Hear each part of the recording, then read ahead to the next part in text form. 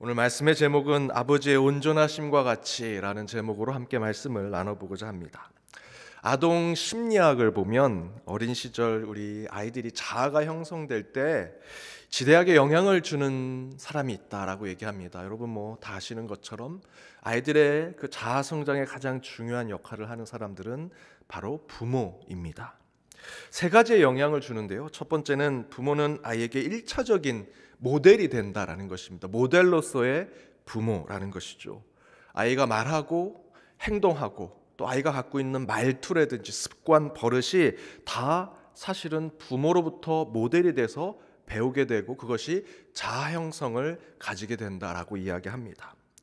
존댓말을 잘하는 아이는요, 태어날 때부터 존댓말을 하는 아이가 아닙니다. 그 아이는 부모로부터, 부모가 항상 아이를 대할 때 존댓말을 하면 그 아이도 똑같이 합니다.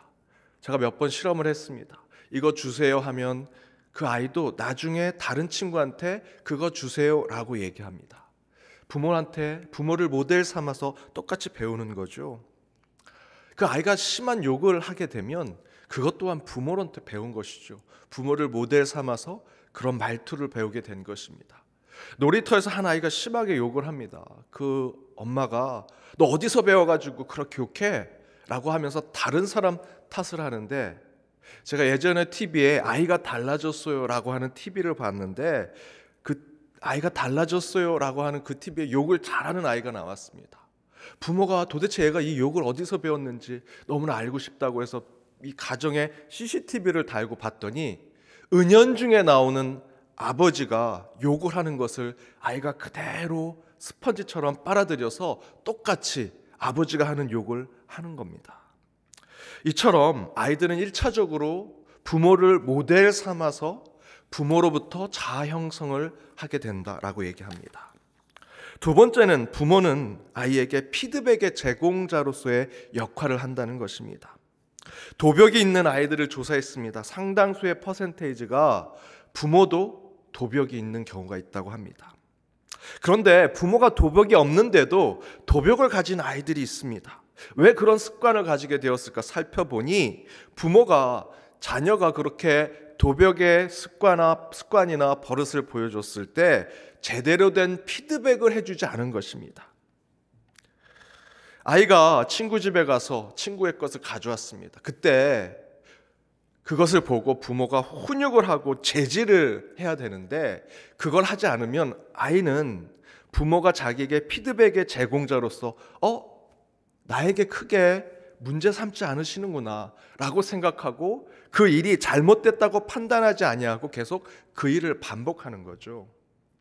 부모는 아이에게 피드백의 제공자가 되어야 됩니다. 그것이 옳은지 그른지, 잘못됐는지 잘못되지 않았는지, 그것을 해야 되는지 말아야 되는지 라는 것을 아이에게 피드백으로 제공해 줘야 하는데, 그렇지 않게 되면 아이는 그 가운데 자신의 자아 형성을 부모가 해준 피드백에 따라서 하게 된다라는 것입니다. 세 번째는 부모는 아이에게 평가자로서의 역할을 가지고 있습니다.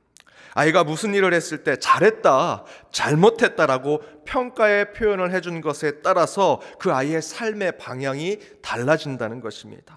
어떤 일에 대해서 잘했다라고 격려해주고 칭찬해주면 그 가운데 그 일에 대해서 더 효율적이고 더 좋은 방향으로 나아가게 되는 거죠. 칭찬은 고래도 웃게 한다라고 하는 표현처럼 아이에게 칭찬에 대한 그 평가는 그 아이를 좋은 자아 형성을 만들어준다.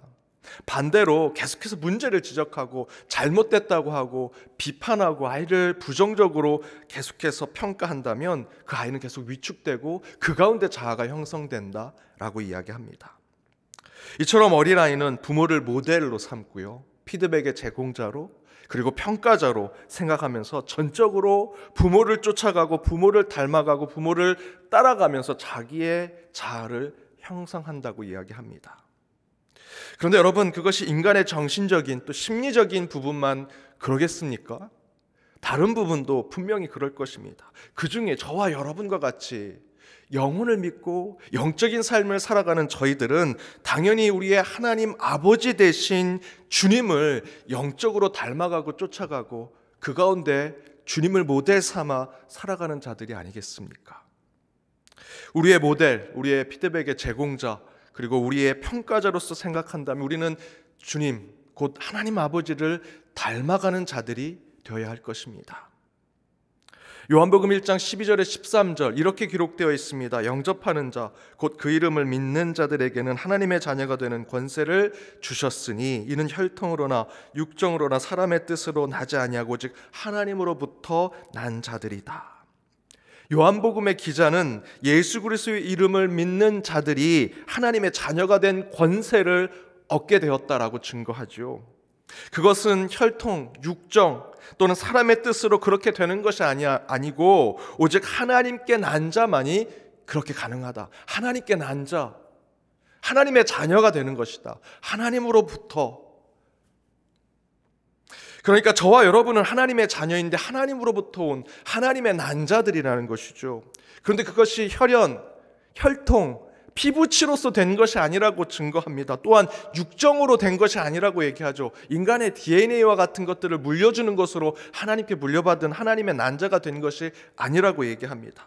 또한 사람의 뜻으로도 되지 아니한다. 여기서의 사람의 뜻은 우리 인간의 의리, 관계 이런 것을 얘기하는데 그런 것으로 하나님의 난자가 되어 하나님의 자녀가 됐다라고 얘기하지 않습니다. 오직 하나님으로부터 난 것은 그 영적 대물림은 곧 우리가 하나님을 닮고자 하는 자들이라는 것이죠. 하나님의 자녀가 되는 권세를 받은 것은 곧 하나님을 닮아가고 쫓아가고 그분처럼 살겠다라고 하는 모습, 그것이 하나님의 자녀의 모습입니다. 그런데 오늘 보면 48절에 이렇게 기록되어 있습니다. 하늘에 계신 너희 아버지의 온전하심 같이 너희도 온전하라. 하나님이 온전하시니 저와 여러분이 하나님의 자녀가 되었다면, 하나님으로부터 난 자가 되었다면 우리는 그분의 온전하심과 같이 우리도 온전한 하나님의 자녀의 삶을 살아야 한다는 것입니다. 영적으로 하나님을 닮아가고 쫓아가고 따라가고자 하는 하나님의 자녀로서의 삶을 살아간다면 우리는 그분의 온전하심으로 살아가야 합니다. 영어 성경에서는 하나님의 그 아버지의 온전하심과 같이라는 하나님의 온전하심 같이 너희도 온전하라고 하는 이 표현을 be perfect이라고 하는 표현으로 썼습니다. 완전하라는 것이죠. 흠없이, 하자 없이, 실수 없이 완벽한 모습, 그것이 하나님의 자녀의 모습이다라는 것입니다. 레위기 19장 2절에 이렇게 기록되어 있습니다. 너는 이스라엘 자손의 온 회중에게 말하여 이르라. 너희는 거룩하라. 이는 나 여호와 너희 하나님이 거룩함이기 때문이다. 내가 거룩하니 너희도 거룩하라. 내가 온전하니 너희도 온전하라. 왜? 요한복음 1장 12절 13절의 말씀대로 저와 여러분은 하나님으로부터 난 자이기 때문에, 하나님의 자녀이기 때문에 우리는 하나님을 닮아가야 합니다. 그런데 여러분, 이게 왜 중요한지 아십니까? 하나님을 닮아가는 하나님의 자녀가 되는 것, 그것이 왜 중요할까?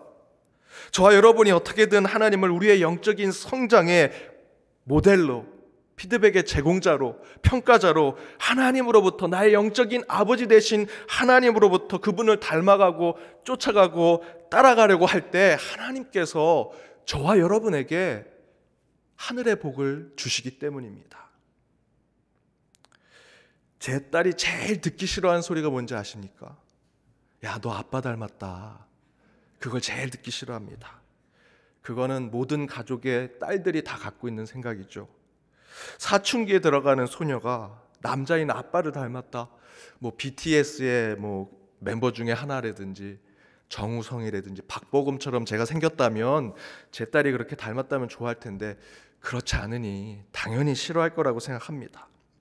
그런데 여러분, 너무도 아이러니하게도 사람들이 제 딸에게 야, 너 아빠 닮았다 하면 제 딸은 막 싫다고 하는데 저는 기분이 좋습니다. 누군가가 나를 닮았다라는 그 사실이 기분이 너무 좋습니다. 제 딸은 너무 싫어하지만 저는 제 딸이 저를 닮은 것이 너무 좋고 행복합니다. 그래서 무슨 선물을 주거나 용돈을 줄 때도 저는 제 딸한테 조금 더 줍니다. 그래도 나를 닮은 사람한테 조금 더 주고 싶은 마음이 있지 않습니까, 부모가? 학교에서도 수학 문제를 풀 때 이제 수학 문제의 풀이 과정을 쭉 풀지 않습니까? 요즘에는 그렇게 하는지 모르겠는데 예전에 여러분 학교 다녔을 때 한번 생각해 보십시오. 그 녹색 칠판에 선생님이 풀이 과정을 쭉 풀어주면 반으로 쭉 잘라서 이쪽에 한 친구 저쪽에 한 친구 자 문제 써놓고 자 풀어봐. 똑똑한 친구들은 선생님이 푼 대로 풀지 않습니다. 자기 나름대로 풀어서 풀이 과정도 굉장히 짧아서 답을 딱 내죠. 한 친구는 꾸역꾸역 선생님이 한 대로 다 풀이 과정을 씁니다. 선생님이 누구를 칭찬할까요? 빨리 답을 쓴 그 친구를 칭찬할까요? 아니면 선생님처럼 그 항상 필기를 꽉 채우는 대로 그대로 풀이 과정을 쓴 그 친구를 칭찬할까요? 선생님은 자기가 가르쳐준 대로 풀이 과정을 쓴 그 친구를 칭찬합니다. 왜? 내가 가르쳐준 대로 그 친구는 그대로 따라하는 것이 고맙고 참으로 기특하니까. 저는 하나님도 이와 같다라고 생각합니다. 나를 닮고 나를 쫓아가고 나를 따라가려고 하는 그 자녀, 그 하나님의 사람, 그 사람을 더 사랑하시고 더 챙겨주시고 더 복을 주시지 않겠습니까? 하나님의 마음도 똑같습니다. 우리가 그래서 하나님 아버지라고 부르지 않습니까? 부모의 마음을 가지고 계시는 분이 하나님이시죠. 나를 닮고 나를 쫓아가고 나를 조금이라도 더 따라가고자 하는 그 자녀에게 하늘의 복을 더 주시려고 하시는 것이 우리 아버지 되신 하나님이시라는 겁니다. 사랑하는 여러분, 우리는 하나님 아버지를 모시는 주님의 자녀들입니다. 주님을 닮아가고 쫓아가고 따라가는 자들이라는 것이지요. 그렇다면 오늘 말씀대로 하나님의 거룩하심대로 하나님의 완전하심대로 하나님의 온전하심대로 우리가 살아가는 자녀들이 되어야 할 것입니다.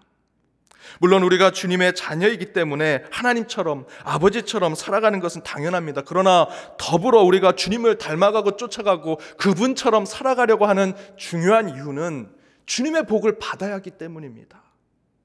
그분을 닮아가고 그분을 쫓아간다면 하나님은 우리에게 자녀에게 부어주실 그 복을 준비하시고 예비하고 계십니다.